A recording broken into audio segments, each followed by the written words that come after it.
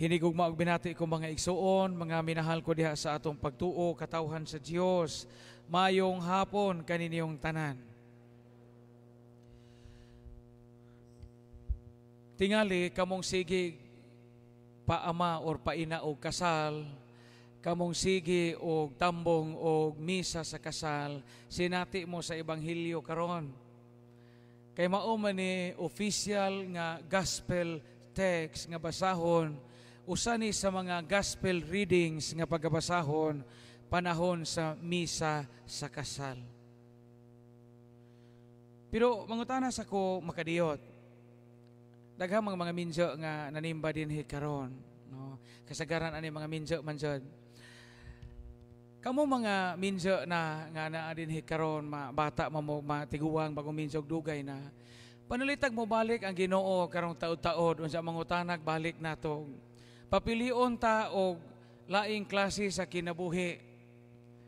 Pilion pa ba ninyo gihapon ang kinabuhi nga minjo? Dili. Pag sure ba, no? Kanang tinuod mga hangijaw maning uban, no? Patag moabot ang Ginoo ini human natog misa, ang mo ingon kita nga, kamo mga minjo, taga-aman og chance. Makapili na mo og unsang klasiha sa inyong kinabuhi, ay inyong pilion, mamahimo nga di na mo mupili pagka minjo. Moingon ba ka nga, Lord, minjo gihapon. Kay minjo man ko, piskay ning minjo. Moing anak ka mo? O di ba kami makayahaya man, no? Nangutana ko ana, tungod kay ang ebanghelyo karon naghisgot sa pagpalig-on sa Ginoo sa bukasyon sa kaminyoon, no? Ingon na Ginoong Hesukristo, dili mahimong buwagon sa tao ang unsay gihiusa sa Dios. Unya ingon na Ginoo, iyang gibalik og quote ang sa Old Testament. Tungod sa kaminyoon, ang lalaki mobiya sa iyang amahan og inahan. Mobiya. Mutipon sa iyang asawa, ikaduha. Ikatulo, silang duha mahimong usa. So gitataw sa Ginoong Hesukristo ang dugukan sa kaminyoon.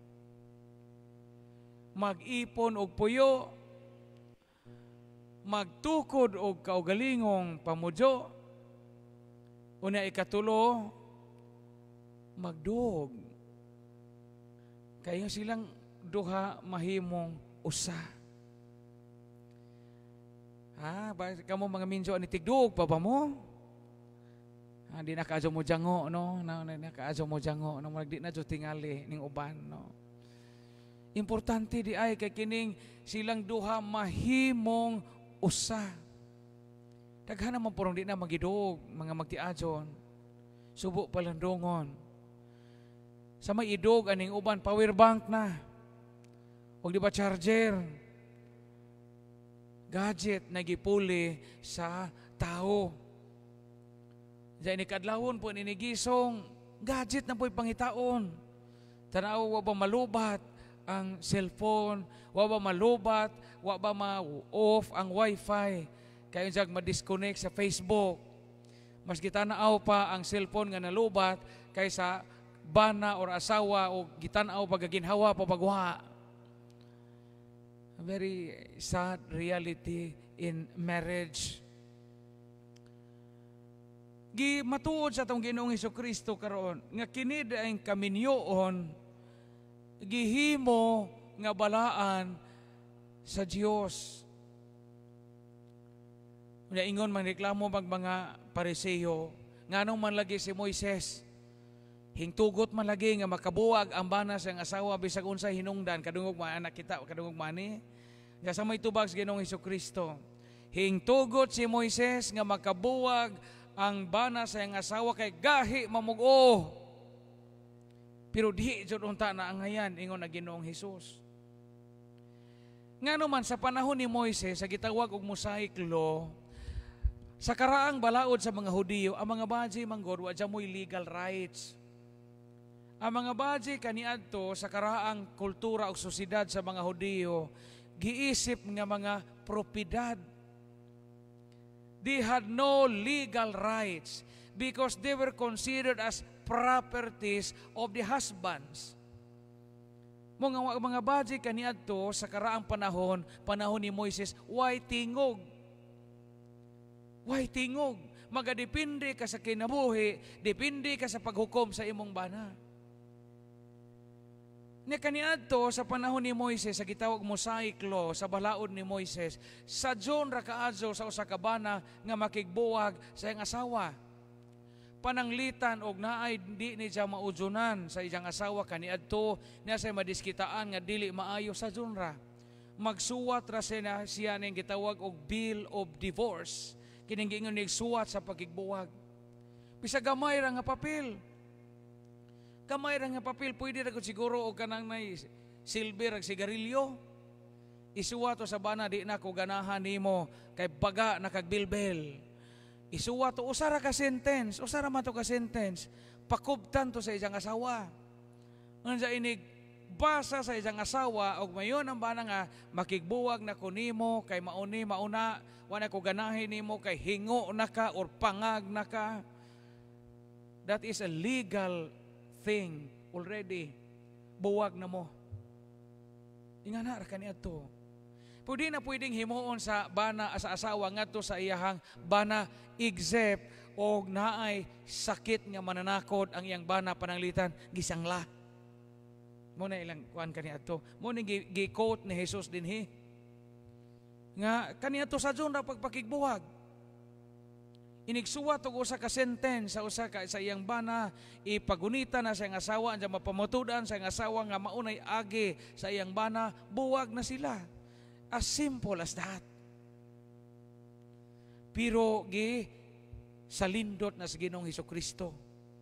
Nga naman, gi-uphold, gipatunhay sa tong Ginoong Hesukristo karon ang kasagrado sa injong kaminjoon, mga magtiadyon. Importante nga makaamgo ta kanunay sa kabalaan sa kaminyoon. Importante nga makatuman mo kanunay sa inyong obligasyon. Importante nga sa inyong kaminyoon kay gitawag mamo niya ng mga bukasyon ingon matud pa sa Ginoong Hesus karon nga kini tawag gikan sa Dios nga makatuman kita. Adyaw na mo pagmahay. Nayuban kusog magmahay, adyo pay wa ko maminjo, Father, hayahay unta ko kinabuhi. Unsaong naminjo man ka. Adyo pay magwa ko magminjo, Father, sos way agud-agud ni hong gikabana, hong gibana. Adyo pa tong uyab sa una kapitan nagbarko karon. Tuwa na sa Singapore gabiyahe. Duan na unta ko atong dong atong barko gadupa-dupa og siya pay hong nadajon. Unsaong di man kamoy magkadajon. Tawag maning bukasyon sa kaminyoon. Nabito uban nga lain-laing kayong panabot kabahin o kaminjoon. Kinabito ko'y joke nga nakitaan sa Facebook. Ingo man dito, kabahin ni og marriage ka na magkapare sa laki o baji. Og laki kuno nga apikig naong o makaasawa pag baji nga gwapa, ang tawag day kuno ana diskarte, no? Diskarte hay man pud ni ang kinabuhi. Unya ang laki pod gwapo, unsa makaasawa kuno pod og babae nga medyo apikihon pog naong kanang subidaog dagway, ang tawag ana gilumay, no? Na din ning lumay, tinuod din ning lumay, no? Unya ang laki kuno pong gwapo, unsa makaparis pog baji nga gwapa, ang tawag kuno ana tadhana, no? Char, no? Tadhana, hayahaya, no? Unya ang laki pod og di medyo apiki kunog dagway, unya makapares pog basing labaw pong apiki kunog dagway, ang tawag kuno na sa Tagalog is sumpa, no? Tungo siguro na, tunglo ba na sumpa, no? Pero kana ganing laki or basing nga gwapa unta, taas og ilong, lamig kutis, mayog trabaho, unsa maadjog pagkabutang, maadjog pamilya, unsa di maminjo kay labian kapilian, ang tawag kuno ana gaba, no? Ay daghang gigabaan ba ani, no? Gaba kuno itawag ana, no? Kaminyoon. Diha sa inyong pagkapuyo sa kinabuhi nga minyo, makatuman mo sa inyong tawag og ni anang paagiha malangit mo. Tinuod agang hagit ang kinabuhi nga minyo.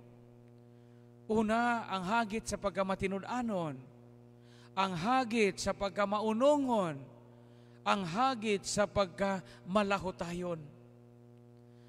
Mo man nilang giingon, naigiingon nila nga joke nga.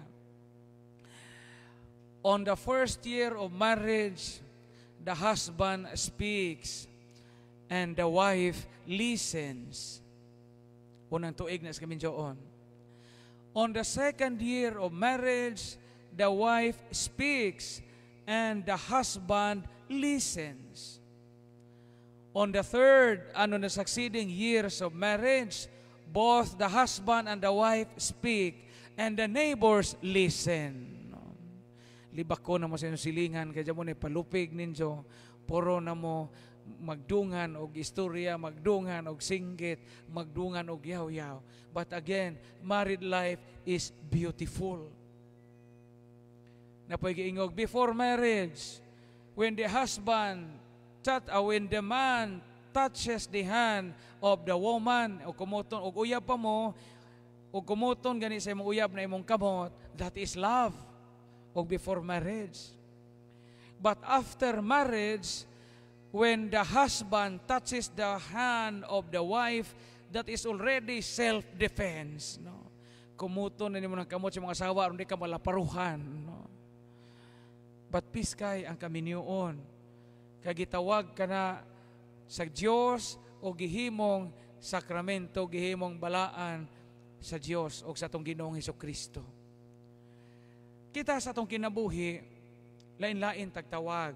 Mao bitaw na sa katapusang bahin sa Ebanghelyo karon, ingon ang Ginoong Hesukristo, adunay magaminyo nga tungod dunay dili makaminyo tungod sa gingharian sa Dios. O kinsa man na mga pare, mga madre, mga relihiyoso o relihiyosa. Og naapoy wa magminyo sa nagkalain-laing hinungdan. O kinsa man na kamo nga nagpabilin nga ulitaw og dalagang ulay nga malipayon sa inong kinabuhi. Wa man na magpasabot nga glagas kadi ka malipayon, no. Kamong wa maminyo ulitawong daga, dalagang ula, ulitawong daga, dalagang ulay o ulitawong ulay, tawag po na as Ginoo. Asaw mo pagmahay sa kinabuhi. Ayaw mo katuo nga iyong nabiyaan og train. Adi, wa man na mabizai og train. Kanang tanan, mga tawag na sa Diyos.